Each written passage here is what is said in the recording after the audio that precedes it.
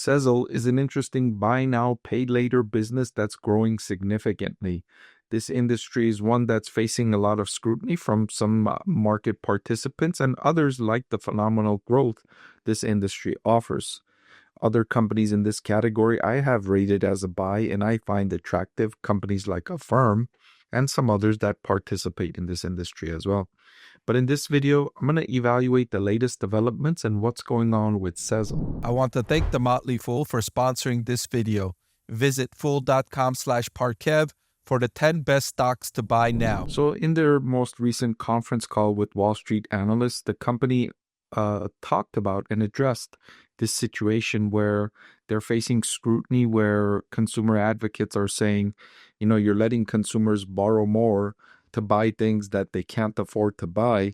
And they're responding to that by saying, look, our products are helping consumers and how they are the responsible way to pay.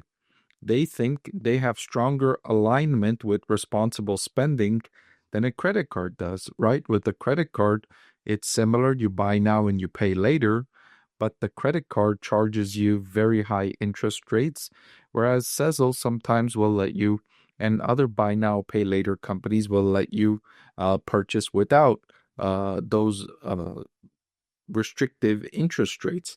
And in that way, these companies, including credit card companies, are kind of the oil that keeps the machine of the economy running smoothly.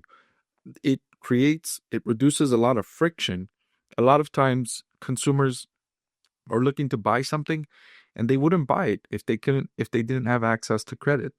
Imagine how many people would buy a house if you couldn't get a mortgage. You would have to save up all the money to buy a house. Or a car. How many people would buy a car? How many cars would be sold if you couldn't borrow to buy a car? So all of these things, without credit, there would be significantly fewer purchases of these things, significantly fewer businesses, and fewer jobs available. So while I do agree that, buying now and paying later on an iPhone or an iPad might be, bordering irresponsibility in terms of financial purchase goes. But, some people prefer that and some people want to buy that product before they save up enough to buy it. And businesses, of course, love it because it creates more buying than otherwise would happen. So looking more specifically at this company, their top line growth of 76% year over year is one of the leaders of the industry in terms of growth, especially at this scale. They generated a strong net income margin of 28%, and they remain well ahead of the rule of 40 in their own version, the rule of 100, where they scored 165. They're also on pace with their guidance, which has adjusted net income rising 85% year over year in 2025. And the management team says they are hyper-focused on reaching customers efficiently through their marketing efforts.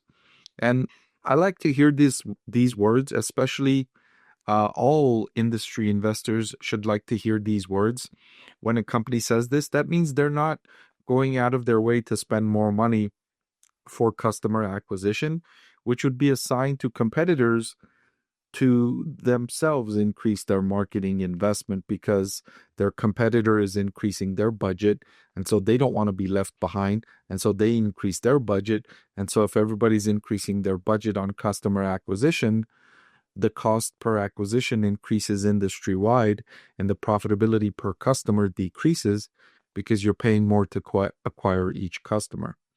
So some signs that the company is growing responsibly: strong revenue growth, 76%, very strong net profit margin, 85%, management team focusing on efficient growth, not growth at all costs, and an industry that's growing overall very quickly, and Sezzle is growing faster than the industry. I expect this industry will continue growing at a rate faster than the overall broader economy, and I expect the buy now, pay later to take market share away from other areas like credit cards and others that are lending a little less efficiently and a little less, offering a little less accessibility for consumers. Hey everyone, I'm excited to announce that my book is finally available for sale. I've been working on it for more than a year now, so I'm really excited to finally share this with you now. It goes through my framework for evaluating stocks. Some of you often ask why I like this stock or why I like the other stock, and this framework provides you the things that I look at when I'm evaluating stocks.